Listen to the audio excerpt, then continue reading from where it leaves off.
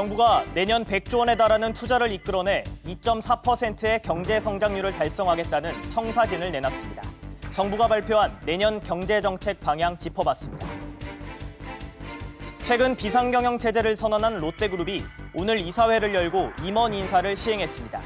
통합법인을 만드는 등 주요 사업 부문의 조직 개편도 함께 진행했습니다. 서울 아파트 전셋값이 25주 연속 상승세를 이어갔습니다. 정부가 대출 규제를 강화하고 보유세 인상을 추진하면서 전세 시장의 불안감은 커지고 있습니다. 올해만 벌써 2번 올랐던 자동차 보험료가 내년 3.8% 안팎으로 또 인상될 전망입니다. 보험사들의 적자 때문인데 소비자들에겐 지나친 부담이란 지적입니다. 이상 오늘의 주요 뉴스입니다.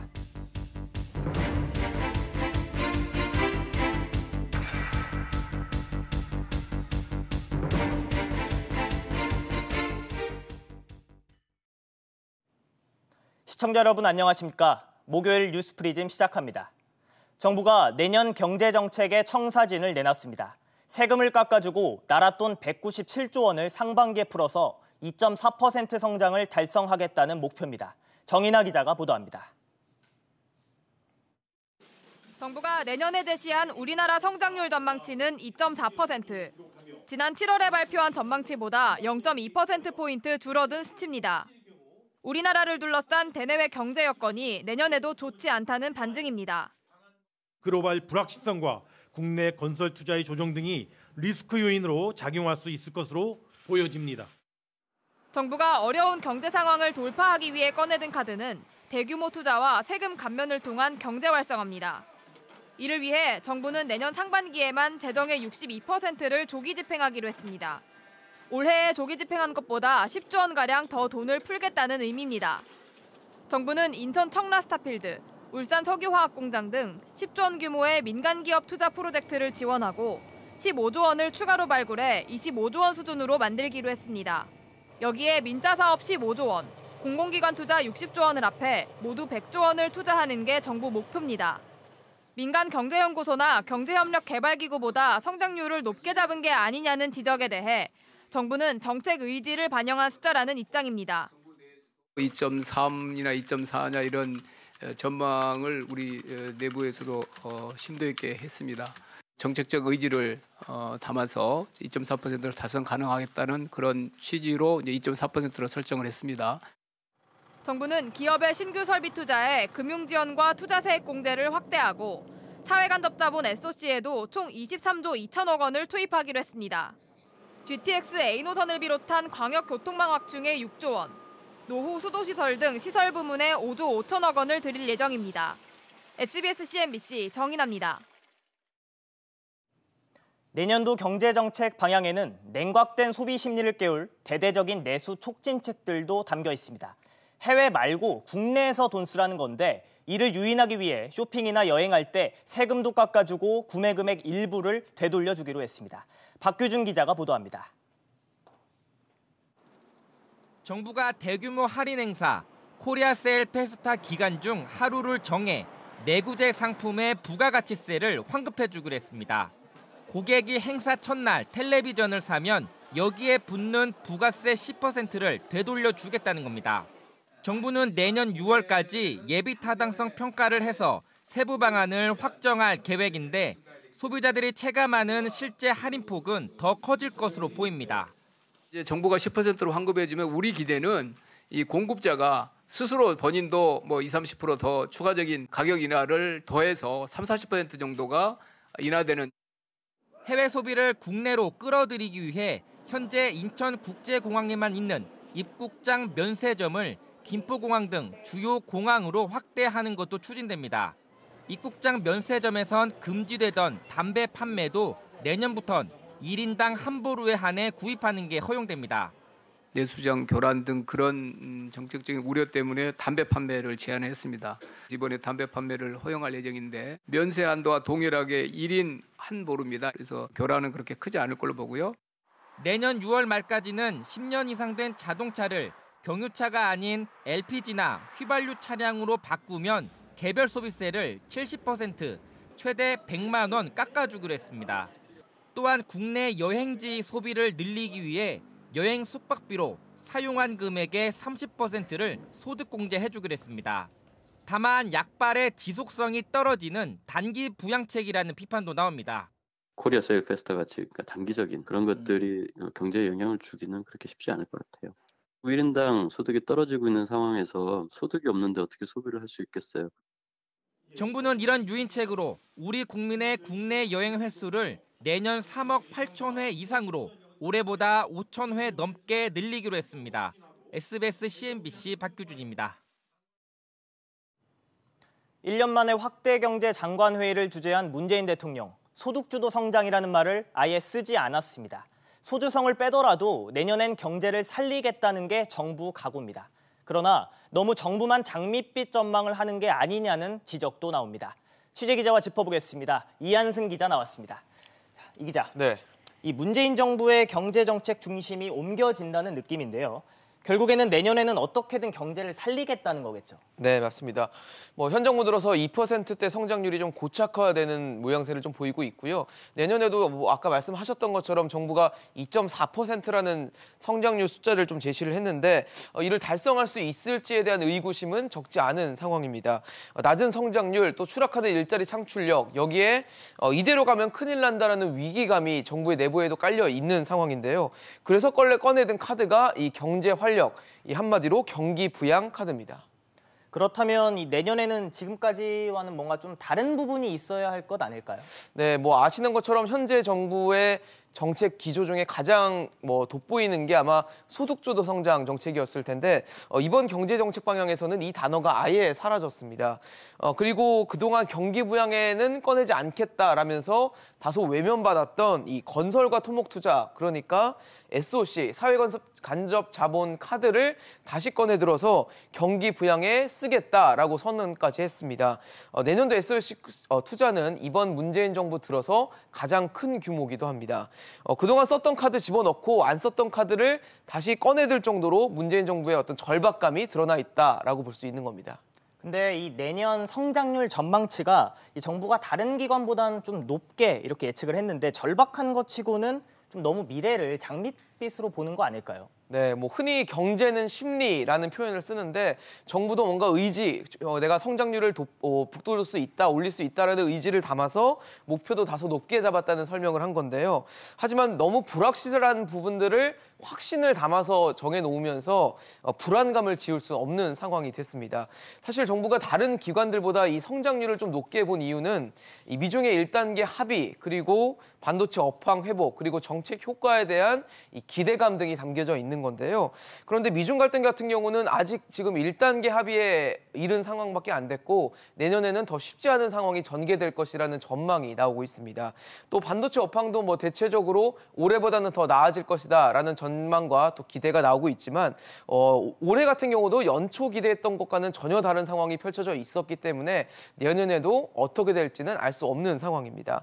그리고 투자 역시 연내 15조 원 규모로 추가로 또 찾아내서 전체적으로는 100조 원 규모의 투자를 하겠다라고 했지만 투자처를 그만큼 잘 찾을 수 있을지도 모르겠고 투자처를 막상 찾는다고 해도 내년에 바로 착공하는 것은 아니기 때문에 이 실효성에는 의문이 제기되고 있는 상황입니다. 네, 이 기자 잘 들었습니다. 가장으로서 돈 나갈 때가 많은 연령대가 40대입니다. 우리 경제의 허리 역할을 해야 할 40대 일자리가 큰 폭으로 줄면서 우려의 목소리가 커지고 있는데요. 급기야 문재인 대통령 지시로 정부가 40대 맞춤형 일자리 대책을 내놓기로 했지만 너무 늦은 게 아니냐는 지적이 나옵니다. 류정훈 기자가 보도합니다. 지난 넉 달간 취업자 수는 월 30만 명을 넘었지만 유독 경제의 허리라고 불리는 40대 취업자 수만 큰 폭으로 감소했습니다. 자동차, 조선 등 제조업 구조조정의 영향에다 부진한 숙박 음식업, 도소매업 등의 40대 종사자가 많아 직접적인 타격을 받았습니다. 문재인 대통령도 40대의 고용 부진을 우려하며 특단의 대책을 마련하라고 지시했습니다.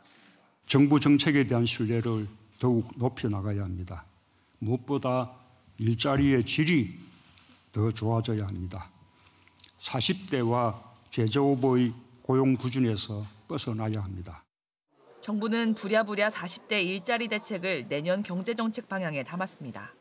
40대 구직자를 채용하는 기업에 고용 촉진 장려금을, 40대 구직자를 지원하는 민간 위탁기관에도 인센티브를 줄 계획입니다. 정부는 전수조사를 진행한 뒤 내년 3월 40대 맞춤형 고용종합대책을 발표하겠다고 밝혔습니다. 수요와 공급, 그다음에 매칭 이 과정까지 해서 이 부분에 대해서는 내년 3월 달을 목표로 해서 저희 고용노동부하고 기획재정부가 중심이 돼서 종합대책을 수립할 예정입니다. 하지만 대통령 지시에 양질의 정규직 일자리가 필요한 40대에게 단기 재정 일자리 위주의 대책이 마련되는 게 아니냐는 우려도 나옵니다. 40대 정책은 따로 없던데요. 직업훈련 이야기밖에 없고 40대의 경우는 기업이 투자를 해가지고 설비도 좀 늘리고 이렇게 해야지 고용이 이제 유지가 되는데요. 설령 대책이 마련된다고 해도 관련 사업은 내년 예산안에 반영돼 있지 않아 예산 확보도 걸림돌로 남은 상태입니다. SBS CNBC 류정은입니다. 경영난을 겪고 있는 쌍용자동차가 고강도 경영 쇄신안에 대해 또 한 번 노사 대타협을 이뤘습니다. 이런 가운데 쌍용차의 주채권 은행인 산업은행은 이번 달 말기가 돌아오는 대출금 중일부 일부 상환을 연장해 줄 것으로 알려졌습니다. 취재기자 연결합니다. 윤지혜 기자. 네, 윤지혜입니다. 추가 쇄신안에서 어떤 내용이 눈에 띄나요? 네, 쌍용차에 따르면 노사는 오늘 경영 쇄신안을 마련하고 내부 동의 절차를 진행 중인데요. 쇄신안에는 내년에 받게 될 상여금 200%와 생산 성과급, 생산 경여금 반납이 담겼습니다. 또 연차 지급률을 기존 150%에서 100%로 낮추는 내용 등이 들어갔습니다. 앞서 노사는 지난 9월 복지 축소 등 선제적인 자구안에 합의한 바 있습니다. 쌍용차는 올해 임원 20%를 감축하는 등 인력 구조 조정도 실시했습니다. 쌍용차가 이렇게 연이어서 쇄신안을 내놓는 이유는 뭡니까? 네, 쌍용차는 지난 2017년부터 11분기 연속 적자 상태인데요. 올해 신차를 선보였음에도 불구하고 업계 경쟁 심화에 따른 판매 부진이 이어지고 있습니다. 쌍용차는 경영 쇄신안이 기업 경쟁력 강화에 보탬이 될 걸로 기대하고 있습니다. 또 대주주 마인드라 그룹도 쌍용차의 미래 경쟁력 확보를 위한 원활한 투자가 진행될 수 있도록 다양한 지원 방안을 검토 중이라고 밝혔습니다. 경영난이 심화되면서 이 쇄신에 나선 건데 유동성 위기도 급한 불은 끄게 됐다고요? 네, 그렇습니다. 쌍용차는 올해 말까지 300억 원, 내년 상반기 700억 원의 대출 만기가 돌아오는데요. 이를 갚기가 어려워서 주채권은행인 산업은행에 자금 지원을 요청했습니다. 산업은행은 일단 이번 달 만기가 임박한 300억 원 가운데 200억 원을 연장할 방침인 걸로 알려졌습니다. 내년 대출금에 대해서는 추후 협의가 있을 걸로 보입니다. SBS CNBC 윤지혜입니다. 롯데그룹이 오늘 대대적인 임원 인사를 실시했습니다. 50대 중반의 CEO를 새로 선임하고 젊은 대표와 신임 임원을 발탁하는 등 대대적인 인적 쇄신을 꾀했는데요. 특히 이번 인사는 신동민 회장이 지난 10월 사법 리스크에서 벗어난 이후 첫 인사란 점에서 관심이 컸는데요. 조슬기 기자와 자세히 짚어보겠습니다. 조 기자, 이번 롯데 인사에서 임원들이 얼마나 바뀌게 된 건가요? 네, 이번 임원 인사로 200여 명 가까이 교체가 됐습니다. 전체 롯데그룹 임원이 600여 명 정도 되는데 3분의 1 정도가 옷을 벗었다, 이런 뜻입니다. 앞서 신동빈 회장이 대규모 인적 쇄신을 예고했다는 점에서 이번 인사의 초점이 안정보다 변화에 맞춰졌다는 이 평가가 지배적입니다. 우선 롯데 지주부터 한번 살펴보겠습니다. 어떨까요? 네. 롯데 지주는 지금 2명의 대표이사가 각각의 업무 권한을 갖는 체제로 새롭게 바뀌게 됐습니다. 기존의 이 황각규 부회장 같은 경우 이 그룹의 미래 사업과 글로벌 사업 전략 업무를 계속 맡게 됩니다. 기존 이 호텔 서비스 사업 부문장이었던 이 송영덕 부회장이 지주 대표이사로 새롭게 이번에 옮겼는데요. 인사와 노무, 경영 개선 업무를 맡게 된다고 합니다. 송 부회장 같은 경우 신동빈 회장의 신임이 매우 두텁고 1955년생으로 황각규 부회장과 나이도 같습니다. 앞으로 황각규, 송영덕 투톱이 그룹 전반을 이끌 것으로 보입니다. 또 송 부회장이 맡았던 호텔 서비스 사업부문장은 그룹의 재무 업무를 이끌었던 이봉철 재무혁신실장이 새로 맡게 됐습니다. 네, 이 전반적으로 실적이 좀 부진했던 이 유통 계열사 대표들도 줄줄이 교체됐다고요? 네, 그렇습니다. 강희태 롯데백화점 대표이사 사장이 이번에 그 부회장으로 새로 승진을 했습니다. 그러면서 그룹 유통계열사를 총괄하는 사업부문장에 새로 임명이 됐습니다. 강 부회장은 이 롯데백화점의 상품본부장과 중국사업본부장 등을 거친 인사로 부진에 빠진 그룹의 유통부문을 살릴 적임자, 이런 평가를 내부에서 받고 있습니다. 다른 유통계열사 대표도 모두 60년대생으로 교체돼 세대 교체가 이루어졌습니다. 역시 이 대표 면면을 살펴보시면요. 롯데백화점 대표는 황범석 전무, 롯데 슈퍼 대표는 남창희 전무가 이번에 새로 선임됐고요. 롯데 이커머스 대표는 조영재 전무가, 편의점 코리아세븐과 H&B 스토어인 롭스 대표는 최경호, 홍성우 전무가 각각 내정됐습니다. 롯데마트 이 문영표 부사장과 롯데 면세점 이갑 부사장은 이번에 유임이 됐고요. 롯데홈쇼핑 이완신 부사장은 사장으로 승진했습니다. 롯데는 이번 임원 인사를 통해 대내외 산적한 위기 상황을 돌파하고 지속 가능한 미래를 준비한다. 이런 공식 입장을 밝혔습니다. 네, 조 기자 잘 들었습니다. 서울 매매가뿐만 아니라 전셋값 상승세도 심상치 않습니다. 이번 주까지 25주 연속 상승인데 강남과 양천 등 학원가가 많은 지역의 상승폭은 더 커졌습니다. 김정현 기자가 보도합니다. 이번 주 서울 아파트 전셋값은 전주 대비 0.18% 올라 25주 연속 상승세를 이어갔습니다. 상승폭은 2015년 11월 이후 4년 1개월 만에 가장 컸습니다. 특히 학군 수요에 비해 전세 공급이 줄어든 강남 4구의 상승폭이 컸습니다.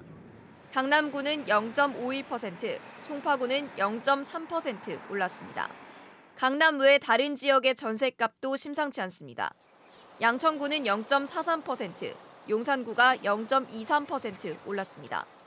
감정원은 정시 확대 등 입시 제도가 개편되면서 교육 환경이 우수한 서울 일부 지역으로 학군 수요가 몰렸다고 분석했습니다.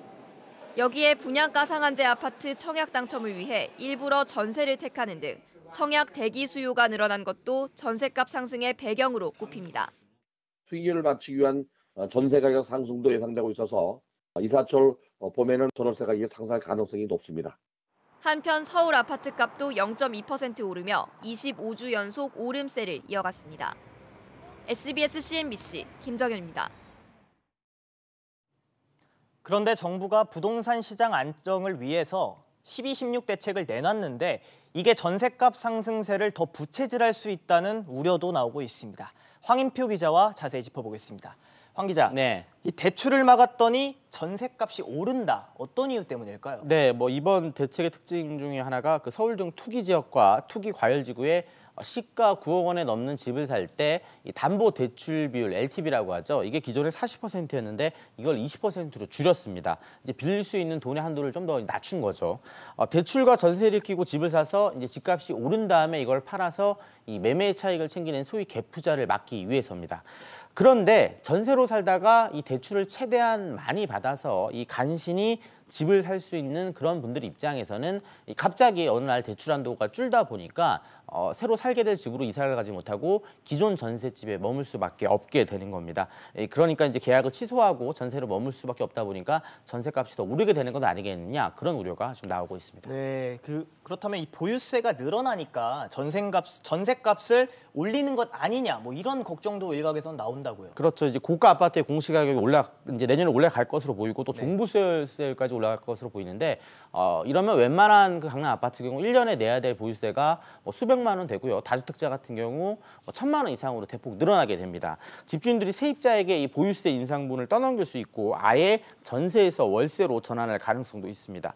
더군다나 집주인들의 실거주 요건이 더 강화된 가운데 서울 아파트 공급이 준다는 게 큰 문제인데요. 올해 43,000호에서 내년엔 42,000호의 새 아파트가 나오니까 올해하고 내년은 비슷한데 2021년엔 22,000가구로 서울 아파트 공급량이 크게 줄어들 것으로 예상되고 있습니다. 네, 이번 12.16 대책 후폭풍이 이 전세 시장으로 번질 수 있다고 하는데 뭔가 대책이 좀 마련된 게 있을까요? 일단 지금 당정에서 준비 중인 게 전세값 안정 대책 3종 세트라고 불리는 게 있습니다. 이 전월세 상한제와 신고제 그리고 계약갱신 청구권입니다. 일단 상한제 같은 경우에는 전월세를 올릴 수 있는 인상폭을 제한하는 거고요. 신고제는 무조건 이제 전월세 계약을 맺으면 임대 신고를 해서 집주인들에게 그만한 소득에 대해서 세금을 물리게 하겠다 그런 제도입니다. 또 세입자가 원하면 보통 전세 계약이 2년인데 이거를 2년 더 추가로 연장할 수 있는 게 이 계약갱신 청구권입니다.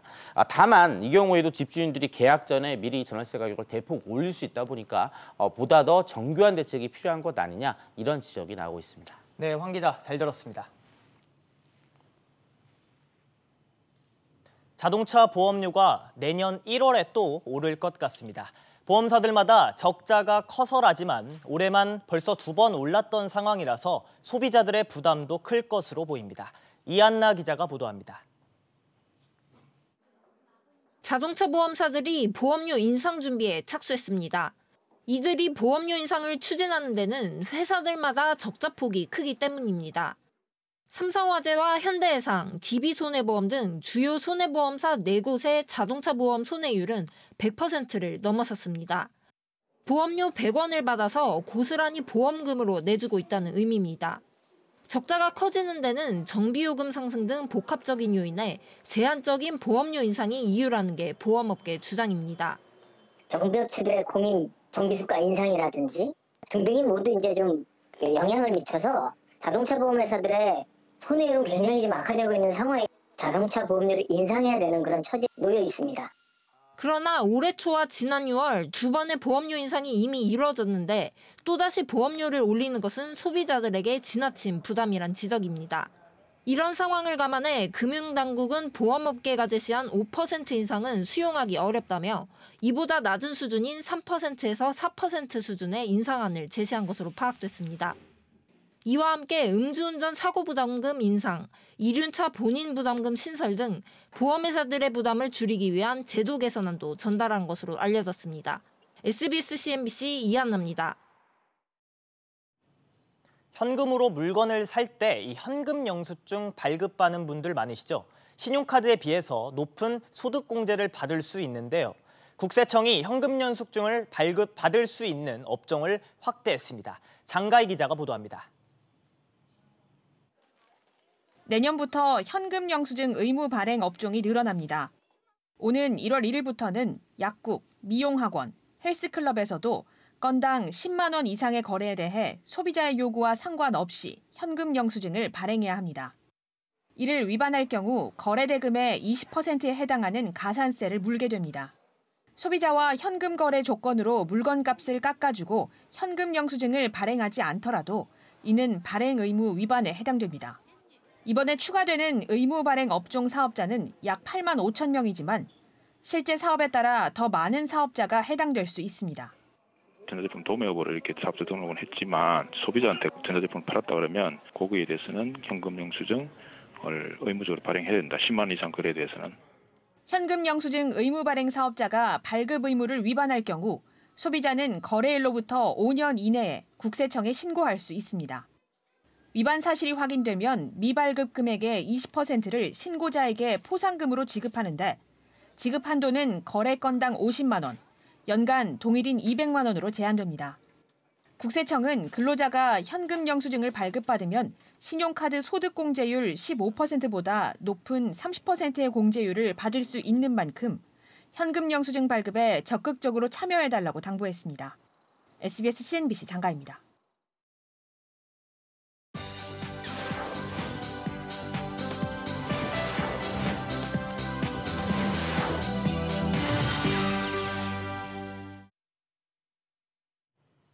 크리스마스가 코앞으로 다가왔습니다. 매년 이맘때면 찾아오는 이 호두깎이 인형을 비롯해서 연말을 풍성하게 만들어줄 공연들이 기다리고 있는데요. 올해도 가슴 찡한 감동을 선사해줄 작품들을 추려봤습니다. 화면으로 만나보시죠.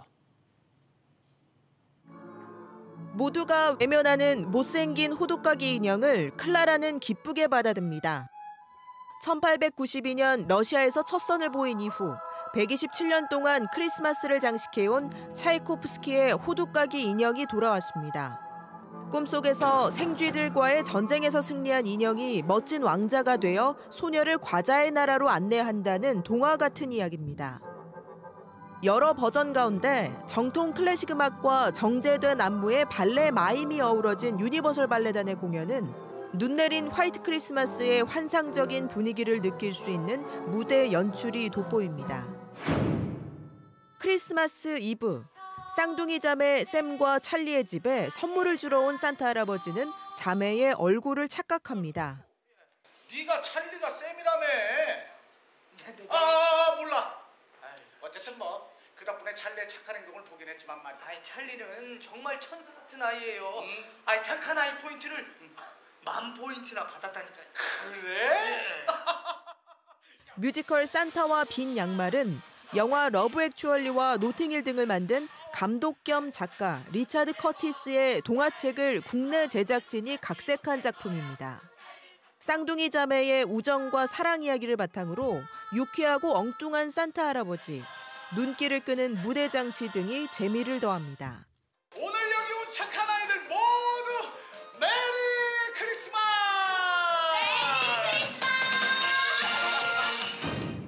메리 크리스마스! 20세기 초 서양 문물이 들어오고 일제의 조선 침략을 위한 압박이 극에 달했던 시대. 조선 왕조의 마지막 왕자인 영친왕은 외국인 선교사와 서울에 온 덕구를 우연히 만나 신분을 초월한 우정을 나누게 됩니다. 크리스마스를 조선시대의 사극으로 새롭게 풀어낸 뮤지컬이 찾아왔습니다. 서울시 소년소녀 합창단원들이 주연을 맡아 구한말을 배경으로 희망을 노래합니다. SBS CNBC 윤선영입니다. 정부가 실업자 생계 보장을 위해 지급하는 구직급여 규모를 늘렸지만 수급자의 재취업 성공 비율은 떨어진 것으로 나타났습니다. 고용노동부에 따르면 올해 1월부터 10월까지 구직급여를 수급하는 이들 중 재취업에 성공한 사람의 비율은 26.6%에 그쳤습니다.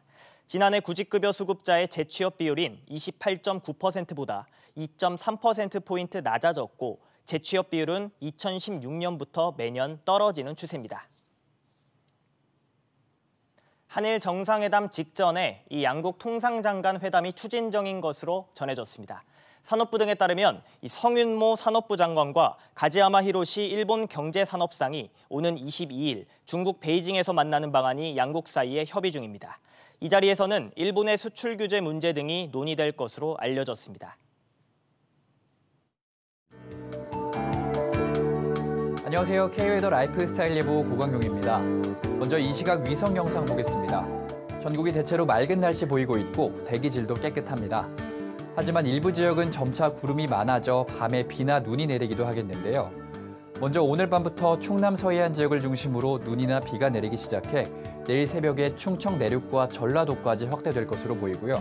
경기 남부에도 내일 새벽 한때 산발적으로 눈발이 흩날릴 때가 있겠습니다. 내리는 비의 양은 5mm 내외로 많지 않겠고 눈은 산간에 최대 5cm가량 내려 쌓일 것으로 보입니다. 이 비나 눈은 내일 아침 사이에 대부분 그칠 것으로 보입니다. 중부지방 아침 기온 수원 영하 4도, 대전 영하 3도까지 내려가 춥겠고 한낮에도 인천 1도, 대전 4도로 쌀쌀하겠습니다. 동해안 지역 아침 기온 강릉 0도, 울진 영하 1도 보이겠고 낮 기온은 대부분 7도 안팎을 보이겠습니다. 남부지방 광주와 대구의 아침 기온 영하 1도로 시작하겠고 낮 기온은 전주가 6도, 부산은 9도까지 오르겠습니다. 이번 추위는 모레까지 이어지겠고 다음 주에는 기온이 조금 오를 것으로 보입니다. 또한 다음 주 월요일에는 중부지방과 전북에 비나 눈이 올 것으로 보이고 성탄절인 수요일에는 동해안, 남해안, 제주도 지역에 비나 눈이 오겠습니다. 날씨였습니다. 오늘 저희가 준비한 소식은 여기까지입니다. 시청해주셔서 감사합니다.